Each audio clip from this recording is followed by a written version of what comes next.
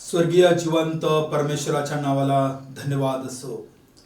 आज या सकाळच्या वेळेस मी आपल्या संपूर्ण प्रेक्षकांचं व्हॉट्सअप या आत्मिक कार्यक्रमामध्ये स्वागत करीत आहे।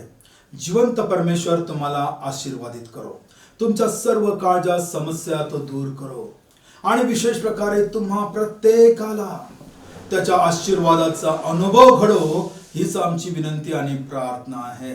तुम्हा सर्वांना त्याचा अनुभव घडो, तुम्हा प्रत्येकाला त्याचा आशीर्वाद प्राप्त हो, कारण यासाठी मी ही विनंती प्रभूकडे करीत आहे, कारण तुम्ही देवाचं वचन ऐकण्यासाठी आपलं लक्ष केंद्रित केलेलं आहे, तुम्ही तुमचा वेळ काढलेला आहे, त्याबद्दल मी जिवंत देवाला धन्यवाद देतो। आणि या टीव्हीच्या द्वारे तुमच्यापर्यंत हा कार्यक्रम पोहोचत आहे, त्याबद्दल सुद्धा मी परमेश्वराच्या नावाला धन्यवाद देतो। त्याचप्रमाणे सर्वात महत्त्वाचं आहे की हा जो कार्यक्रम आहे व्हॉट्सअप हा यूट्यूबवर सुद्धा उपलब्ध आहे आणि तुमच्यापैकी बहुतेकांनी या कार्यक्रमामध्ये ते जोडल्या गेलेले आहेत। त्यांनी व्हॉट्सअप होप हा कार्यक्रम जो आहे तो चॅनल आहे ते तुम्ही सबस्क्राईब केलेला आहे आणि तुमच्यापैकी अनेक जण त्याचं मनन करीत आहेत, इतरांपर्यंत ते पोहोचवण्याचं काम करीत आहेत। आणि माझी इच्छा आहे की तुम्ही तो कार्यक्रम जो व्हॉट्सअप होप यूट्यूबवर आहे त्याचं वारंवार मनन करावं, यासाठी की तुम्हाला अद्भुत गोष्टीचा उलगडा अधिक जास्त होईल। आणि सत्यवचन काय आहे, प्रवेश ख्रिस्ताने नेमकं काय सांगितलेलं आहे, याकडे तुमचं लक्ष जाईल। आणि म्हणून माझं आव्हान विशेष प्रकारे संपूर्ण विश्वासणाऱ्यांना आहे की तुम्हापैकी बहुतेक जे लोक आहेत ते बायबल अध्ययनासाठी उत्सुक आहेत, बायबलचा अभ्यास करण्यासाठी उत्सुक आहेत। त्याचप्रमाणे करस्पॉन्डन्स कोर्सेस अनेक जण पूर्ण करीत आहेत, अनेकांनी पूर्ण केलेला आहे। आणि त्याचप्रमाणे अनेकांना विशेष प्रकारे बायबल संदेश कसा द्यावा, बायबलचं अध्ययन आम्ही कसं करावं याची उत्सुकता आहे, आवड आहे। आणि म्हणून माझी विनंती आहे की तुम्ही व्हॉट्सअप यूट्यूब चॅनल सबस्क्राईब करा, म्हणजे तुम्हाला अध्ययन कसं करता येईल याचा अनुभव तुम्हाला येईल आणि त्याद्वारे तुमच्या ज्ञानामध्ये, आत्मिक ज्ञानामध्ये वृद्धी होईल आणि तुम्हाला सत्य वचनाचा पुन्हा नव्याने उलगडा होऊन तुम्हाला निर्णय घेण्याची क्षमता तुमच्यामध्ये परमेश्वर देईल, हीच माझी तुम्हाला आव्हान आहे, विनंती आहे। आपण प्रार्थना करूया। आजचा संदेश काय आहे त्याकडे आपण जाणार आहोत, विचार करणार आहोत की प्रभू तुम्हाला आणि मला काय सांगणार आहे। आपण प्रार्थना करू। जिवंत महान परमेश्वर, आम्ही तुझ्या नावाला धन्यवाद देतो, ते स्तुती करतो। प्रभू तुझं वचन अनेकांपर्यंत घेऊन जात असताना या टीव्हीच्या द्वारे परमेश्वरा हा व्हॉट्सअप होप हा कार्यक्रम अनेक श्रोत्यांपर्यंत पोहोचत असताना, प्रेक्षकांपर्यंत जात असताना प्रभू प्रत्येकाला आशीर्वादित कर आणि तुझं वचन समजण्यासाठी ज्ञान बुद्धी त्यांना तू दे, हीच माझी विनंती आणि प्रार्थना आहे परमेश्वरा। आणि प्रभू तुझ्या वचनाच्या द्वारे त्यांनी अधिक उत्साहित होऊन तुझ्या गौरवी कार्यामध्ये सहभागी व्हावं, यासाठी प्रत्येकाचं तू विशेष प्रकारे सहाय्य कर, हीच माझी विनंती आणि प्रार्थना आहे। ये प्रभू सहाय्य कर आणि आशीर्वादित कर। आमचा धन्यता आणणारा प्रवेश याच्याच द्वारे प्रार्थना केली म्हणून तू ऐक, आमेन। आजचा जो आपला विषय आहे, खचू नका, फेंट नॉट। विशेष प्रकारे हे जीवन जगत असताना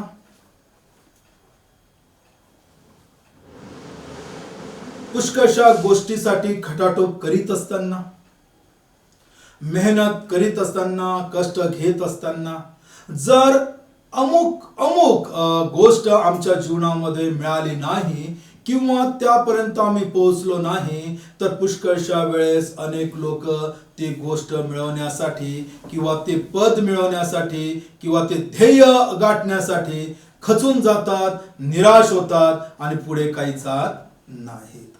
आणि आज या धावपळीच्या जीवनामध्ये, या व्यस्त जीवनामध्ये पुष्कळशे लोक खचून जात आहेत आणि मग त्यांच्यासाठी वेगवेगळे कार्यक्रम आखले जात आहेत, त्यांच्यासाठी वेगवेगळ्या प्रकारचे औषधोपचार जगामध्ये उपलब्ध झालेले आहेत, त्यांना त्या परिस्थितीमधून काढण्यासाठी पुष्कळशे मोटिवेशनल अशा प्रकारचे स्पीचेस कार्यक्रम आखल्या जात आहेत, व्हिडिओ उपलब्ध झालेले आहेत. पण विशेष प्रकारे आत्मिक जीवनामध्ये जे खचलेले आहेत, आत्मिक जीवनामध्ये जे मागे पडलेले आहेत, त्यांना पुन्हा उभारी देण्यासाठी सर्वात महत्वाचं काय आहे हे विश्वासणाऱ्यांनी समजणं फार आवश्यक आहे. विश्वासणाऱ्यांनो, पुन्हा एक वार तुम्हासाठी हा वचन मी घेऊन आलेलो आहे, हा विषय घेऊन आलेलो आहे.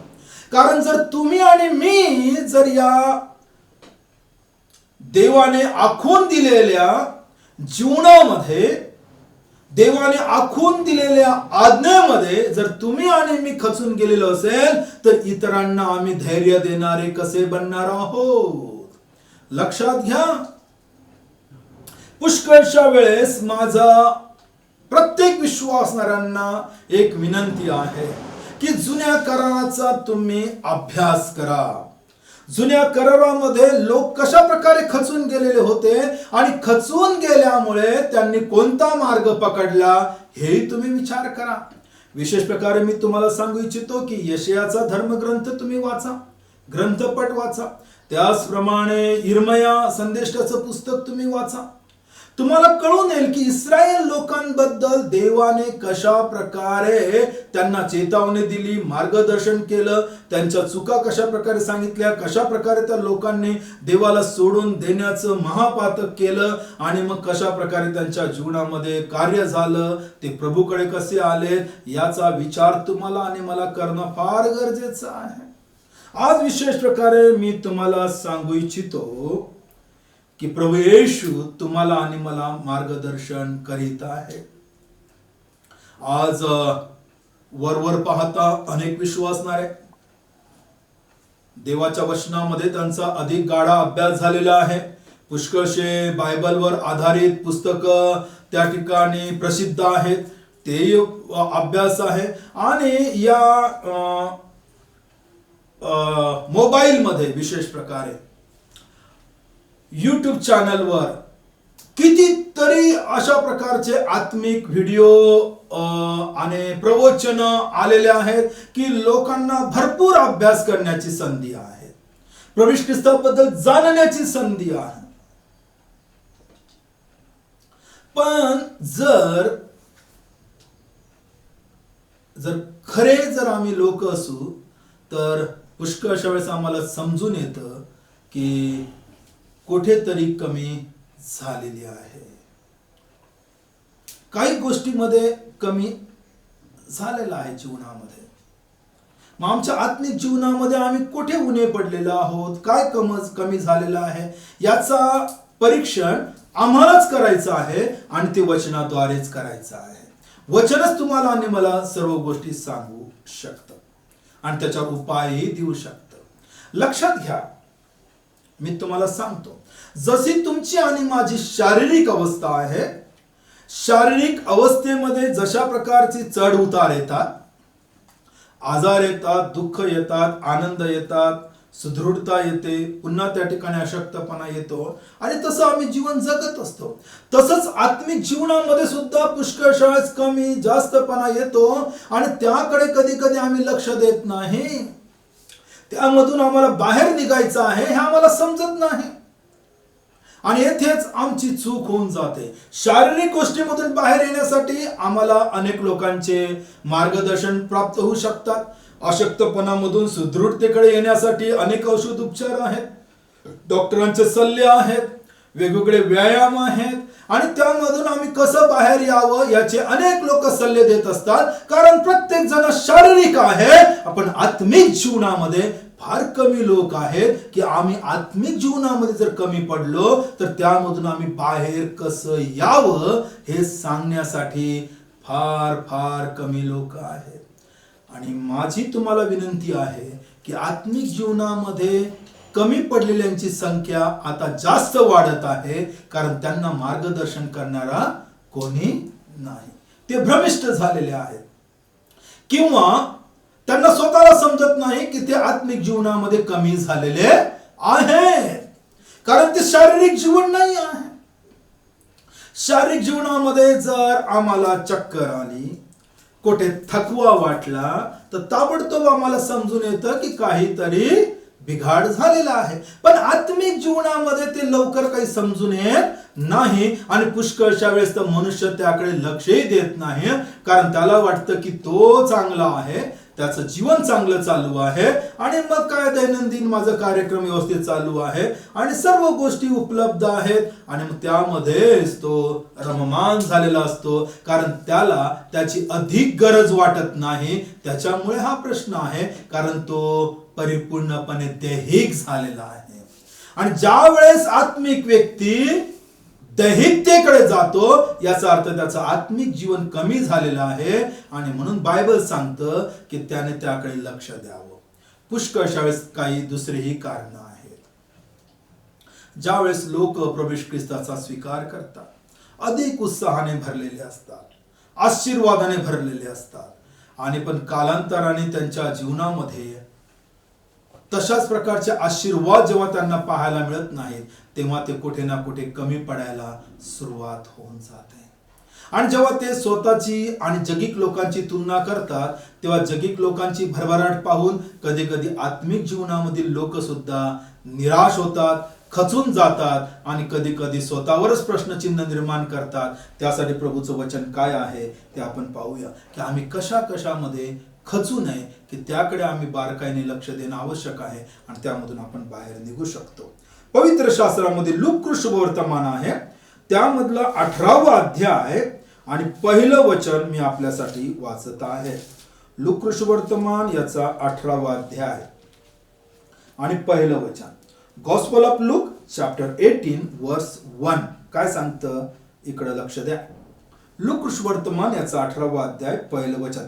त्यांनी सर्वदा प्रार्थना करावी व खचू नये, याविषयी त्याने त्यांना एक दाखला सांगितला, तो असा. लक्षात घ्या, प्रभू येशू ख्रिस्ताला मानवाची स्थिती माहित आहे. त्यांनी सर्वदा प्रार्थना करावी, खचू नये, त्यासाठी प्रभू येशू ख्रिस्ताने स्वतः या पृथ्वीवर मानवाला एक दाखला सांगितला, पॅरेबल सांगितलं, दृष्टांत सांगितला आणि उदाहरणाच्या द्वारे त्याने लोकांना कळवलं. या अध्यायामध्ये विश्वासणाऱ्यांना माहित आहे की तेथे सांगण्यात आलेलं आहे की एक विधवा आहे, तिच्यावर अन्याय झालेला होता, ती दाद मागायला एका कठीण अधिकाऱ्याकडे जात होती आणि तो लक्ष देत नव्हता, पण तिने वारंवार त्या ठिकाणी दाद मागितली. ती रोज त्याला त्या ठिकाणी सकाळ दुपार संध्याकाळ जाऊन विनवणी करायला लागली आणि शेवटी तो कंटाळून म्हटला की मला हिचं काही बरं करायची इच्छा नाही आहे, पण ही बाई मला रोज त्रास देत आहे, त्याच्यामुळे मी हिच्या बाजूने न्याय देतो. आणि मग त्याने न्याय दिला. प्रभूने म्हटलं की आमचा देव तर अन्यायी नाही, तो सदैव प्रेम करणारा आहे आणि म्हणून तुम्ही आणि मी खचू नये. प्रार्थनेमध्ये ज्या आमच्या मागण्या आहेत, ज्या आमच्या विनंत्या आहेत, जी आमची उपकारस्तुती आहे, जे काही जीवन आहे, त्या प्रार्थनेमध्ये आमचं जीवन वाढायला पाहिजे असं बायबल आम्हाला सांगतं. प्रभू येशू ख्रिस्ताने प्रार्थनेची अनेक उदाहरणं दिलेली आहेत की प्रार्थनेने काय होऊ शकतं. लक्षात घ्या, प्रार्थना सर्व संकट दूर करणार देवाचं शस्त्र हे मानवाला देण्यात आलेलं आणि विशेष प्रकारे विश्वासणाऱ्यांना.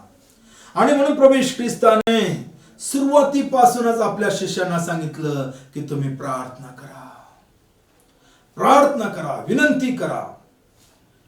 आणि संपूर्ण लहान लेकरांपासून तर जितके मोठे विश्वासणारे आहेत त्या सर्वांना माहित आहे आणि त्यांचं परिचयाचं आणि आवडीचं वचन आहे, मागा म्हणजे तुम्हाला दिले जाईल. हे प्रभू येशू ख्रिस्ताचे शब्द आहे.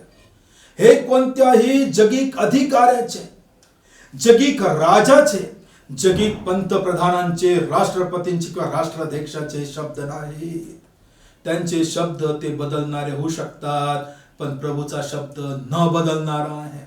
आणि प्रभू येशू स्वतः या जगाचा निर्माण करता, राजांचा राजा, अधिकाऱ्यांचा अधिकारी, राष्ट्राध्यक्षांचा राष्ट्राध्यक्ष आज तुम्हाला आणि मला खात्रीपूर्वक सांगत आहे की मागा म्हणजे तुम्हाला दिलं जाईल आणि मागण्यामध्ये तुम्ही खंड पडू देऊ नका. तुमचे मागणे सर्व देवाला माहित आहे, तुमच्या विनंत्या प्रभूला माहित आहे. पण प्रभू म्हणतो की माझ्या लेकरांनी ते मला मागावं, म्हणजे मला त्याला देण्यामध्ये आनंद येईल. त्यामध्ये खचू नका, कारण योग्य गोष्ट जर तुम्ही मागत आहात तर योग्य गोष्ट देणारा तो देव आहे. अयोग्य गोष्ट तो कधीच मान्य करीत नाही, हे लक्षात घ्या.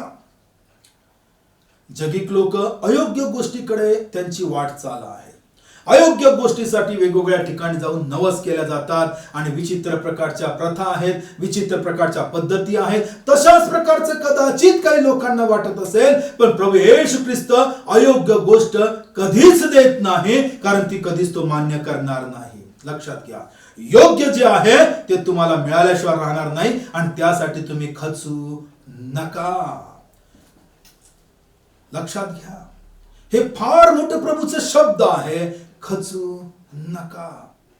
आणि त्यासाठी तो म्हणतो, मी आहे, मी तुम्हाला कधी सोडणार नाही आणि कधी टाकणार नाही. पहा, सदैव मी तुम्हा बरोबर आहे, प्रत्येक दिवस मी तुमच्या बरोबर आहे, या युगाच्या अंतापर्यंत.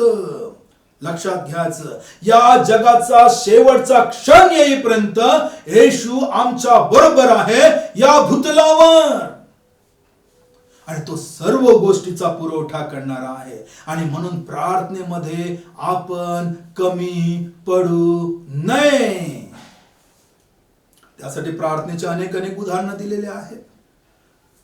सभास्थानामध्ये जे लोक प्रार्थना करतात, मोठमोठ्या लांब लचक प्रार्थना करतात, त्यांच्यासाठी काही उदाहरणं दिलेली आहेत.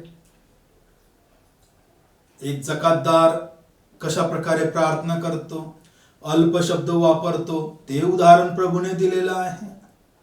तो म्हणतो की प्रभू, या व्यक्तीसारखा मी धार्मिक नाही, मी पापी आहे, माझं डोकंही वर करण्याची माझी तुझ्याकडे लायकी नाही. आणि प्रभूने त्याची प्रार्थना ऐकलेली आहे. प्रार्थना कशी करावी हे तुम्हाला माहित आहे, विनंती कशी करावी हे तुम्हाला माहित आहे. लक्षात घ्या, प्रभू म्हणतो की तुमच्या अधिकाऱ्याला तुम्ही हे अर्पण वाहणार काय, तुमच्या अधिकाऱ्याला अशा प्रकारचं दान तुम्ही देणार काय, जे तुम्ही माझ्याकडे घेऊन येता. तुम्हाला वाटतं की काही फरक पडत नाही, मग आमच्या अधिकाऱ्याला कशी विनंती करावी, आमच्या राजाला आम्ही कशा प्रकारे जाऊन भेटावं, याचं प्रत्येक मनुष्याला ज्ञान आहे, बुद्धी आहे की आम्ही कसं बोलावं. एवढंच नाही तर आमचे लहान लहान लेकरं जे शाळेमध्ये जातात, त्यांच्या शिक्षकासोबत त्यांनी कसं वागावं याचं शिक्षण त्यांना मुळात मिळालेलं असतं, आणि ते तशा प्रकारे वर्तन करीत असतात. आणि त्याचा आम्हाला आनंद वाटतो की ते शिक्षकांचा आदर करतात, शिक्षकांचं भय धरतात, त्यांच्यासोबत शिस्तीमध्ये राहतात, त्यांच्यासोबत बोलत असताना त्यांची वागण्याची पद्धत, त्यांच्या चालण्याची पद्धत ही वेगळी आहे. पण काही लोक म्हणतात की आमचा देव आहे, आम्ही त्याचे लेकरं आहोत, आम्ही कसंही वागू शकतो, कसंही मागू शकतो, कसंही आरडाओरड करू शकतो. हे बिलकुल योग्य नाही. तो देव आहे, बायबल सांगतं आम्हाला, तो परमेश्वर आहे, सर्व धरित्री त्याच्या समोर स्तब्ध राहू. जेव्हा त्याची वाणी येते तेव्हा समुद्र तुफान समुद्रामध्ये निर्माण होऊन जातो, धरित्री कंपित होऊन जाते. त्याची वाणी साधारण नाही आहे. आणि म्हणून संपूर्ण विश्वासणाऱ्यांनो, जेव्हा देवाची वाणी आली, देवाचा प्रकाश पडला, तेव्हा सर्व इस्रायल लोकांनी आपली मुख झाकून घेतली आणि जमिनीवर ते पालथे पडले. त्यांनी म्हटलं की आम्ही अपवित्र आहोत, कदाचित आम्ही भस्म होऊ शकतो, कारण हा अग्नीसारखा प्रकाश आहे. आणि आज आम्ही देवाला अशा प्रकारची उपमा देतो, आमच्या आई वडिलांसारखा आम्ही उपमा देतो की आमच्या आई वडिलांसंगती आम्ही कसं वागतो, कसं बोलतो, तसं आम्ही देवासंगती बोलावं. हे चुकीचं आहे. आमचे आई वडीलही त्याचे लेकर आहेत. जर आमचे आई वडील जर शिस्तीमध्ये त्याच्या संगती बोलत असतील तर आमच्या लेकरांना सुद्धा शिस्त लागेल, देवासंगती कसं बोलायचं. आणि जेव्हा शिस्तीमध्ये, नियमामध्ये, आज्ञापालनामध्ये, देवाच्या वचनानुसार जर आम्ही प्रार्थना करीत असू तर आम्ही खचणार नाही. आणि म्हणून प्रभू म्हणतो की सर्वदा प्रार्थना करा, खचू नका. आणि म्हणून प्रार्थना करीत असताना आमचा देव आमच्या समोर आहे याचं भान आम्ही सदैव ठेवायला पाहिजे. आमचा परमेश्वर आमच्या समोर आहे, आम्ही भान ठेवायला पाहिजे. त्याचे अनेक उदाहरणं पवित्र शास्त्रामध्ये आहेत. ज्या वेळेस देवाने एखाद्या सेवकाला हाक मारली किंवा एखाद्या सेवकाने देवाला हाक मारली, तेव्हा देवाने कशा प्रकारे त्यांचं बोलणं झालेलं आहे हे तुम्ही पाहू शकता. आणि प्रार्थनेमध्ये आम्ही खचू नये, त्यासाठी आम्हाला एलियाचं उदाहरण प्रभू ख्रिस्ताच्या शिष्यांनी दिलेला आहे की आमच्या सारखा स्वभावाचा तो मनुष्य होता, पण त्याने प्रार्थना केली आणि या भूमीवर 3.5 वर्ष पाऊस पडला नाही. आणि मग पुन्हा 3.5 वर्षानंतर त्याने प्रार्थना केली आणि भरपूर पाऊस आला. अशा प्रकारे बायबल सांगतं. याचा अर्थ अशा प्रकारचा आहे की प्रार्थनेचं उत्तर देणारा आमचा प्रभू येशू आहे. आणखीन देवाचं वचन काय सांगतं तिकडे आपण लक्ष देऊया. कोरिन्थीकरास दुसरे पत्र याचा 4था अध्याय आणि यामधलं पहिलं वचन. 2 Corinthians chapter 4 verse 1 काय सांगतं लक्ष द्या. कोरिन्थीकरास दुसरे पत्र 4था अध्याय पहिलं वचन. म्हणून आम्हावर झालेल्या दयेनुसार ही सेवा आम्हाला देण्यात आली आहे, म्हणून आम्ही धैर्य सोडित नाही. जी सेवा प्रत्येक विश्वासणाऱ्यांना देण्यात आलेली आहे. प्रत्येक विश्वासणाऱ्याला देवाने सेवा करण्यासाठी सांगण्यात आलेला आहे. आम्ही प्रत्येक जण जितके विश्वासणारे, स्त्री असो की पुरुष असो, आम्ही सर्व सेवेकरी आहोत. आम्ही देवाचे लेकरे आहोत. आम्ही निवडलेला याजक वंश आहोत. आमच्या द्वारे प्रभूची सेवा व्हावी, म्हणजे जनसेवा व्हावी, ही प्रभूची इच्छा आहे. आणि देवाचा सेवक म्हणतो की आम्हाला जे मिळालेलं आहे त्याच्यामध्ये आम्ही आता धैर्य सोडत नाही. प्रभूचा सेवक म्हणत आहे की आम्ही आता धैर्य सोडत नाही. याचा अर्थ त्यांच्यामध्ये चिकाटी आहे.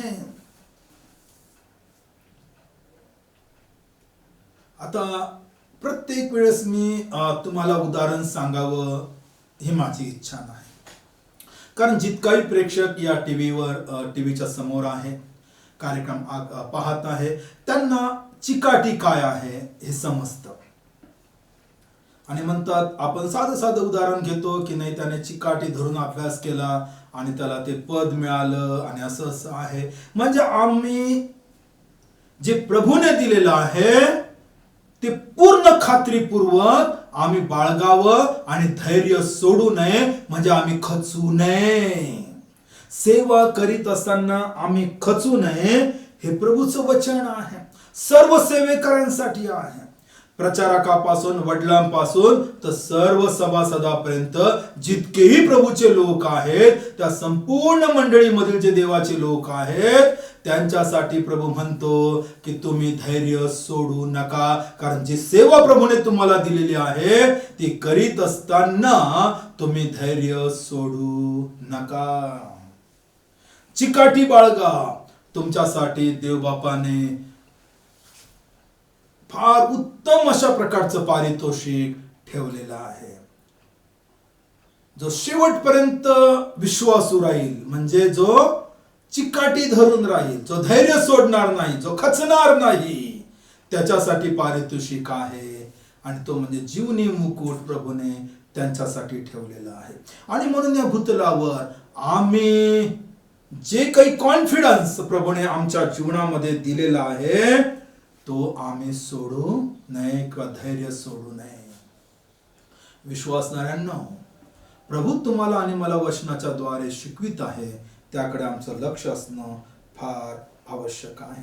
आणखीन आपण याच कोरिन्थकराच्या दुसऱ्या अध्यायामध्ये बघणार आहोत. यामध्ये याच अध्यायामध्ये विशेष प्रकारे कोरिन्थकरास दुसरे पत्र याचा 4था अध्याय आणि 16 वचन. आपण पहिलं वचन पाहिलेलं आहे. आता यामधलंच आपण 16 वचन काय सांगतं इकडे लक्ष द्या. देवाचा सेवक पवित्र आत्म्याच्या द्वारे तुम्हाला आणि मला काय सांगत आहे. 2 Corinthians chapter 4 verse 16. म्हणून आम्ही धैर्य सोडित नाही. त्याला कारण आहे आणि तो कारण सांगतो, परंतु जरी आमचा बाह्य देह क्षय पावत आहे तरी अंतरात्मा दिवसानुदिवस नवा होत आहे. आमचा बाह्य देह काय आहे? क्षय पावत आहे. हे आमचं शारीरिक जे जीवन आहे हे कधी ना कधी संपणार आहे. या शरीरावर सुरकुत्या पडणार आहेत. आमच्या हातांचे सर्व हाड जे आहेत ते काही दिवसानंतर दिसणार आहे. भयंकर परिस्थिती आमच्या शरीराची होणार आहे. कारण हे मातीचं शरीर आहे, हे पुन्हा मातीला जाऊन मिळणार आहे. पण तरीही आम्ही धैर्य सोडित नाही असं देवाचा सेवक म्हणतो. आणि तुमच्यापैकी अनेक विश्वासणारेही म्हणतात, जे प्रभूमध्ये विश्वासी आहेत पक्के. आज त्यांचं वय झालेलं असलं तरी त्यांनी प्रभूमध्ये त्यांचं धैर्य सोडलेलं नाही. आणि कितीही त्यांच्या जीवनामध्ये संकट असो, आजार असो, वेगवेगळे प्रश्न असो, पण ते म्हणतात मी प्रभूला भेटण्यासाठी सामोरे जात आहे. आणि जेव्हा आम्ही त्यांना भेटतो आणि त्यांच्याकडून प्रभूचे वचन ऐकतो त्यावेळेस अनेक लोकांना आणि आम्हाला धैर्य त्यांच्याद्वारे मिळतं. तसे धैर्यवान आज प्रभूचे लोक मंडळीमध्ये आहेत. आणि तेच पौल म्हणत आहे की जरी आमचा बाह्य देह क्षय पावत आहे पण आमचा अंतरात्मा दिवसेंदिवस नवा होत आहे. आणि तो करणारा प्रभू येशू आहे. लक्षात घ्या, बायबल काय सांगतं याकडेच तुम्हाला आणि मला लक्ष द्यायचं आहे. आता आपण विशेष प्रकारे गलती करास पत्र याचा 6वा अध्याय आणि 9वं वचन वाचणार आहोत. या संदेशाचं हे शेवटचं वचन आहे. ते तुम्हाला समजण्यासाठी मी वाचत आहे. हे तुम्हाला आणि मला समजून येईल की प्रभू म्हणतो खचू नका. गलती करास पत्र याचा 6वा अध्याय आणि 9वं वचन काय सांगतं इकडे लक्ष देऊया. बुक ऑफ गलतियन चॅप्टर 6 वर्स 9. चांगले करण्याचा आपण कंटाळा करू नये, कारण आपण न खचलो तर यथाकाळी आपल्या पदरी पीक पडेल. विश्वासणाऱ्यांनो, प्रभू काय म्हणतो, प्रार्थनेमध्ये खचू नका, चिकाटी धरून राहा, धैर्य सोडू नका. जी सेवा आम्हाला दिलेली आहे, प्रभूने ज्या गोष्टी आमच्या जीवनामध्ये दिलेल्या आहेत, जे काही आमच्या जीवनामध्ये गरजेचं आहे त्या गोष्टी मागण्यासाठी खचू नका आणि सेवा करण्यामध्ये कंटाळा करू नका असं बायबल सांगतं. चांगले करण्याचा आपण कंटाळा करू नये. चांगले करणे म्हणजे प्रभूची सेवा करण्याचा आम्ही कंटाळा करू नये. हे चांगलं काम आहे. सत्कृत्य कोणतं आहे? आत्मा वाचवणे. जो नाशाकडे जाणार आहे, जो सैतानासोबत नरकामध्ये जाणार आहे, ज्याचा शारीरिक आणि आत्मिकी नाश होणार आहे, अशा व्यक्तीला प्रभूकडे आणणे हे सर्वात चांगलं काम आहे. हे सत्कृत्य आहे. त्यामध्ये कधीच कोणी कंटाळा करू नये हे बायबल सांगतं. आज अनेक लोक कंटाळा करतात. एक फार वयोवृद्ध सेवक होते, हे उदाहरण आहे. आणि त्यांनी आयुष्यभर सेवा केली आणि विशेष प्रकारे ते रेल्वे स्टेशन, बस स्टँड येथे जाऊन ट्रॅक्स वाटत असत, नवीन कराराचं वितरण करीत असत, म्हणजे लोकांपर्यंत पोहोचत होते. आणि मग ते वयोवृद्ध झालेत आणि मग आपल्या घरामध्ये एका ठिकाणी बसून होते. आणि मग एक दिवस तरुण एक मुलगा त्यांच्याकडे आला, सेवक आला, ज्याने सेवकपण धारण केलेलं होतं. आणि त्याने येऊन म्हटलं की प्रभूचे दास, ब्रदर, तुम्ही माझ्यासाठी प्रार्थना करा, कारण मी आता ठरवलेलं आहे की रोज जाऊन बस स्टँड आणि रेल्वे स्टेशन या ठिकाणी देवाच्या वचनाचा मी प्रसार करणार, ट्रॅक्स वाटणार, लोकांना देणार आणि हे कार्य मला करायचं आहे. तेव्हा तो वयोवृद्ध सेवक त्या तरुण सेवकाला म्हटला की मी आयुष्यभर हे काम केलं पण मला एकही आत्मा मिळाला नाही आणि हे करण्यामध्ये काही अर्थ नाही. तू एखादी मंडळीमध्ये जा, तिथं सेवकपण धारण कर, मोजक्या लोकांमध्ये प्रवचन दे. हे काम काही बरोबर नाही, कारण मी आयुष्यभर कितीतरी ट्रॅक्स वाटले पण मला काही मिळालं नाही. तेव्हा त्या तरुण सेवकाने सांगितलं की ब्रदर, प्रभूचे दास, मी तुमच्याकडे यासाठी आलो कारण अमुक अमुक तारखेला मी रेल्वे स्टेशनवर उभा असताना मी प्रभूला ओळखत नव्हतो. माझं जीवन वेगळ्या पद्धतीचं होतं, पण तुम्ही दिलेलं जे ट्रॅक्स आहे प्रभू ख्रिस्ताचं वचन, त्याच्याद्वारे माझं जीवन बदललं आणि माझं तारण झालं आणि मी प्रभूची सेवा करण्याचा निश्चय केला. आणि जर ते ट्रॅक्स माझ्या जीवनामध्ये आलं नसतं तर कदाचित माझा अंत झाला असता किंवा मी काहीतरी वेगळं करून गेलो असतो. पण त्या ट्रॅक्समुळे माझं जीवन बदललं आणि माझ्या कुटुंबाचं जीवन बदललं. आज मी प्रभूचं काम करीत आहे. आणि त्या वयोवृद्ध सेवकाला भरपूर आनंद झाला आणि त्याने प्रभूची क्षमा मागितली की प्रभू, मी खचून गेलो होतो. आता मीही या तरुण सेवकाबरोबर देवाचं वचन वाटायला जाईल आणि जेवढं माझ्यामध्ये ताकद आहे ते मी करेल. आणि म्हणून पौल पुन्हा एक वार संपूर्ण विश्वासणाऱ्यांना विनंती करतो की आमचा बाह्य देह क्षय पावत आहे, पण आमचा अंतरात्मा दिवसेंदिवस नवा होत आहे. तो कशामुळे? प्रभूची सेवा करण्यामुळे. प्रभूच्या सेवेचे वेगवेगळे माध्यम आहेत, ते तुम्ही निवडा. तुम्हाला देवाने कौशल्य दिलेलं आहे, ज्ञान दिलेलं आहे, टॅलेंट्स दिलेले आहेत, वेगवेगळ्या प्रकारचे आहेत. त्याचा वापर मंडळीच्या सेवेसाठी करा. मंडळीची सेवा म्हणजे जनसेवा आहे. इतरांना प्रभूचं वचन सांगणे आणि आत्मे देवाच्या राज्यामध्ये आणणे ही जबाबदारी विश्वासणाऱ्यांना तुमच्याकडे आहे. खचू नका. कसल्याही प्रकारची परिस्थिती येऊ, कसल्या प्रकारचे नियम येऊ, कसल्याही प्रकारचा विरोध हो, पण विश्वासणाऱ्यांना खचू नका. कारण प्रभूने जे दुःख सहन केलेलं आहे त्याच्या पुढे आमचं दुःख काहीच नाही, हे लक्षात घ्या. आमचा आत्मा त्याने जिंकलेला आहे. इतरांच्या आत्म्याची तो आमच्याद्वारे वाट पाहत आहे. चला आपण धैर्याने प्रभूचं कार्य समोर नेण्याचा प्रयत्न करूया.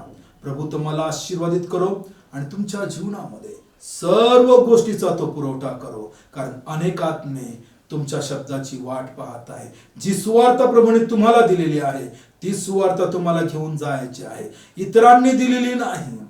देवाच्या वचनाच्या विपरीत असलेली सुवार्ता नाही, जी देवाने स्वतः तुम्हाला दिलेली आहे, जी प्रेषितांनी तुम्हाला शिकवलेली आहे पवित्र आत्म्याच्या द्वारे, ती सुवार्ता तुम्हाला घेऊन जायची आहे. कारण त्या सुवार्तेच्या द्वारे प्रभू अनेक आत्म्यांना देवाच्या राज्यामध्ये आणणार आहे. या आणि आपण प्रभूच्या कार्यामध्ये सहभागी होऊया आणि या अभियानामध्ये पुन्हा धैर्याने जोडूया. चला आपण प्रभूच्या सेवेसाठी आपले पाऊल बाहेर काढूया. कारण लोक बाहेर आहेत, त्यांना देवामध्ये आणायचं आहे. प्रभू तुम्हाला आशीर्वादित करो. आपण प्रार्थना करू. जिवंत महान परमेश्वरा, आम्ही तुझ्या नावाला धन्यवाद देतो. तुझ्या वचनाच्या द्वारे तू आम्हा संपूर्ण विश्वासणाऱ्यांना नव जागृती दिली, नव चैतन्य दिलं. आभार मानतो परमेश्वरा. अनेक विश्वासणारे प्रभूजी आज खचून गेलेले आहेत, त्यांना धैर्य देण्यासाठी तुझं वचन मिळालेलं आहे परमेश्वरा. तुझ्या वचनाच्या द्वारे पुनरुपी परमेश्वरा, तुझ्या संपूर्ण आशीर्वादाची उजळणी त्यांच्या अंतःकरणामध्ये होऊ दे परमेश्वरा. सर्व गोष्टींची आठवण होऊ दे परमेश्वरा. कशा प्रकारे प्रभू त्यांचा तू स्वीकार केला आणि कशा प्रकारे आजपर्यंत त्यांचा तू सांभाळ केलेला आहे आणि तू किती महान देव आहे याची आठवण होऊन प्रभू त्यांनी तुला समर्पण करावं. अशा प्रकारचं कार्य आणि प्रार्थना आमची तुझ्याकडे आहे स्वर्गीय बापा. ती तू मान्य कर आणि त्यांच्या जीवनाच्या द्वारे तुझं गौरवी कार्य अनेकांपर्यंत जाऊ दे, आमची विनंती प्रार्थना आहे. विश्वासणाऱ्यांची सेना प्रभू तू अनेकांपर्यंत घेऊन जा आणि अनेक आत्मे तुझ्या राज्यामध्ये आणण्यासाठी प्रत्येक विश्वासणाऱ्यांना प्रभू धैर्याने भरपूर कर आणि ते खचू नये म्हणून तुझा आशीर्वाद सदैव त्यांच्या जीवनामध्ये असू दे. प्रभू तुझ्या उपकाराबद्दल आम्ही तुझे आभार मानतो. आमचा धन्य ताळणारा प्रभू येशू याच्याच द्वारे प्रार्थना केली म्हणून तो आई. आमेन.